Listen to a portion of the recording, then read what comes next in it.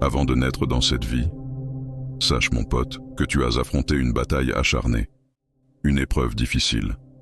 Tu as traversé des passages étroits, gravi des montagnes imposantes, traversé des déserts arides et brûlants, affronté des tempêtes de neige glaciale. Tu as brisé toutes les limites et les entraves pour atteindre la ligne d'arrivée. Pendant que d'autres abandonnaient, toi, seul, tu as réussi à atteindre la sécurité, laissant derrière toi ceux qui ont échoué. Oui, pote, tu as vécu toutes ces expériences, au cœur des ténèbres du ventre maternel, et maintenant dans la lumière tu veux abandonner. Il n'y a personne sur cette planète dont la vie évolue toujours de manière parfaite. Personne n'est constamment heureux à 100% du temps. Nous traversons tous des moments difficiles, faisons face à des revers. Nous nous préoccupons tous de choses qui ne devraient pas nous occuper. C'est notre destin d'être ainsi. Nous ne sommes pas des anges sans faute. Nous commettons des erreurs et nous apprenons. Nous perdons tous notre chemin. Certains restent perdus pour toujours, tandis que d'autres trouvent leur chemin de retour vers la bonne voie. Comme le disait Eckhart Tolle, la principale cause du malheur n'est pas la situation elle-même, mais tes pensées à son sujet. Que tu te sentes perdu ou sur le bon chemin, c'est ton choix. Si tu te vains ou te relèves, c'est un choix, et ce choix commence dans ton esprit. La réalité n'est pas ce qui arrive, mais comment tu encadres et interprètes ce qui est arrivé. Change tes pensées, et ta vie changera. Voici 8 façons de revenir sur la bonne voie dans ta vie. La première étape, pose-toi toujours la question « Pourquoi suis-je ici ?» Cette question changera beaucoup de choses dans ta personnalité, dans ta façon de penser. Elle rendra ton esprit renouvelé, à la recherche constante du bon chemin. Et cela ne s'arrêtera pas jusqu'à ce que tu atteignes le maximum de tes capacités et que tu parviennes finalement à la réponse, comme une mare d'eau en mouvement.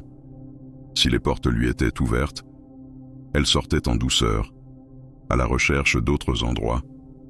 Si on le laisse sans mouvement, il puera et se remplira de microbes et de mauvaises herbes nuisibles, tout comme l'esprit.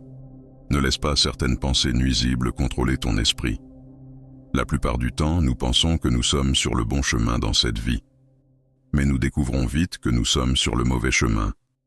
Nous recommençons à chercher le bon chemin, et nous commettons des erreurs et recommençons à rechercher. Si tu es l'un de ceux-là, félicitations. Tu fais partie de ceux qui ont un esprit en mouvement, comme l'eau qui coule, et tu n'es pas parmi ceux qui stagnent, où le changement pour eux est plus difficile. Pose toujours la question du véritable motif derrière ton existence. Ne pense pas que c'est trivial, crois-moi, pote. Cela changera beaucoup en toi à l'avenir. Parce que quand tu connais le motif, ou plutôt lorsque ton esprit commence à comprendre les raisons, tu n'auras pas besoin de motivations externes pour devenir une personne réussie dans la vie. Pourquoi devrais-tu faire ce que tu fais? Pourquoi devrais-tu réussir? Pourquoi devrais-tu rester en bonne santé et te développer pour être une influence positive? Pourquoi devrais-tu gagner plus d'argent et renforcer tes relations? Pourquoi devrais-tu continuer à te battre? Il y a une raison. Dans le voyage de recherche de cette raison, elle allumera un feu dans ton cœur. Elle te réveillera tôt et te maintiendra éveillé jusqu'à tard. Elle t'inspirera à presser plus fort, à combattre pendant longtemps, à expérimenter différentes voies, à trouver un moyen de ne pas abandonner. Tu auras des moments au plus bas, mais tu ne resteras pas là-bas. La deuxième étape, sache que la vie est courte.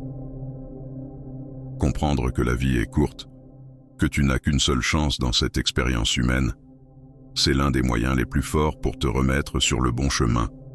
Rechercher constamment le positif et t'éloigner des plaisirs momentanés. Ce n'est pas une recette pour l'audace ou la folie. C'est simplement la conscience que la vie est courte. Et tout ce qui te retient probablement ne sera pas si important à la fin. En fin de compte, cela allège presque tous les problèmes. Concentre-toi sur les choses que tu aimes. Poursuis ta passion. Entoure-toi de personnes formidables. Sois reconnaissant pour la vie que tu as en toi. Et pour le temps qui te reste, profitant au maximum. Demande-toi comment je veux être rappelé. Comment puis-je agir aujourd'hui et chaque jour pour laisser un impact positif et un bon souvenir? La troisième étape, se réveiller tôt. Si tu veux avancer dans la vie, tu dois commencer ta journée correctement.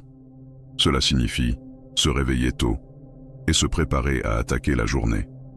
Je sais que certaines personnes inventeront des excuses quand je dis cela, car elles veulent rester dans leur lit chaud et confortable comme de petits enfants. Mais si tu n'es pas un petit enfant, tu dois te lever tôt. Le fait de se réveiller tôt donne le ton à ta journée. Cela te donne un sentiment de contrôle et t'aide à commencer ta journée de manière positive. Les personnes qui se réveillent tôt sont plus proactives et plus productives, et il est probable qu'elles prennent de meilleures décisions tout au long de la journée.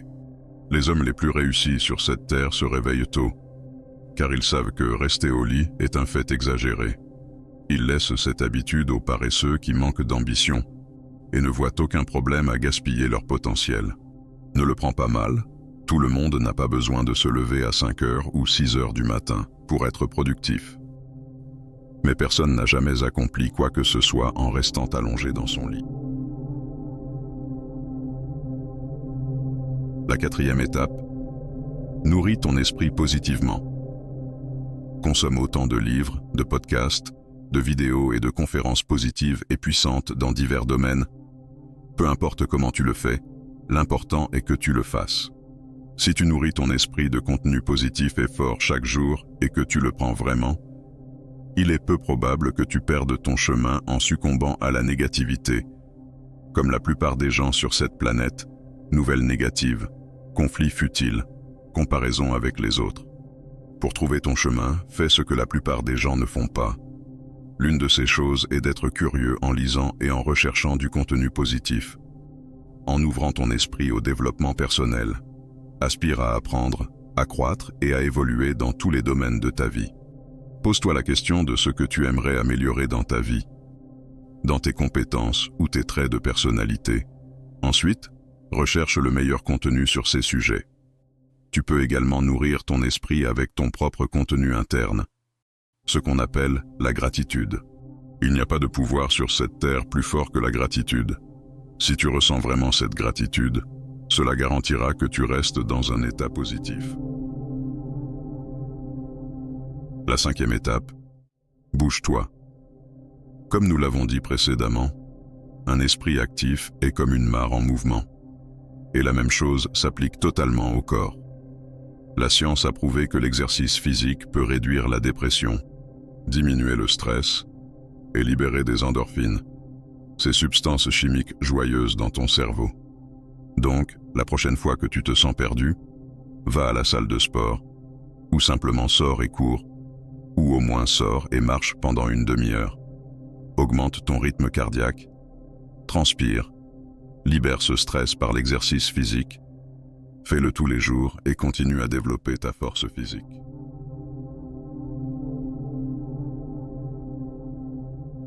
La sixième étape, l'alimentation saine. Fournis à ton corps des repas nutritifs au petit déjeuner. Mange quelque chose avec une bonne proportion de protéines, de graisses saines et de glucides. Une mauvaise alimentation n'affecte pas seulement ton corps, mais elle gâte effectivement ta santé mentale et peut causer une confusion mentale. Dans le monde moderne, les gens prétendent souvent que l'esprit et le corps sont deux choses complètement différentes. Mais la vérité est que notre corps et notre esprit sont directement liés. Et il n'y a pas de réparation pour ta santé mentale sans réparer ta santé physique. Une alimentation correcte, associée à l'entraînement physique, est essentielle pour obtenir une bonne santé mentale.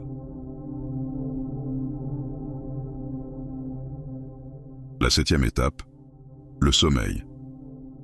Le sommeil est d'une importance capitale. Nous avons parlé de se réveiller tôt. Mais ce qui est plus important que l'heure à laquelle tu te réveilles, c'est l'heure à laquelle tu te couches. Les gens ont tendance à ne parler que des heures de réveil. Mais se réveiller tôt n'a pas de sens si la qualité de ton sommeil est mauvaise.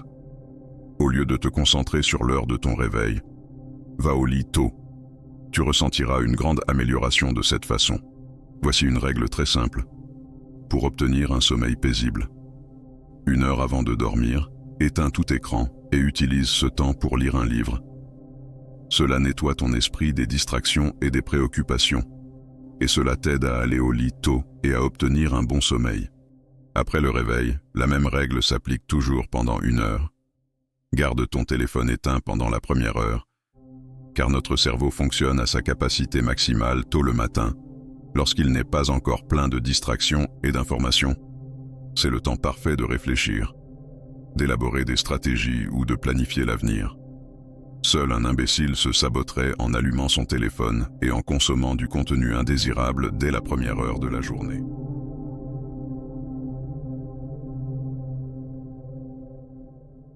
La 8e étape, sache où tu veux aller. Les objectifs sont importants car ils définissent clairement l'endroit où tu veux aller et te maintiennent sur la bonne voie pour y arriver.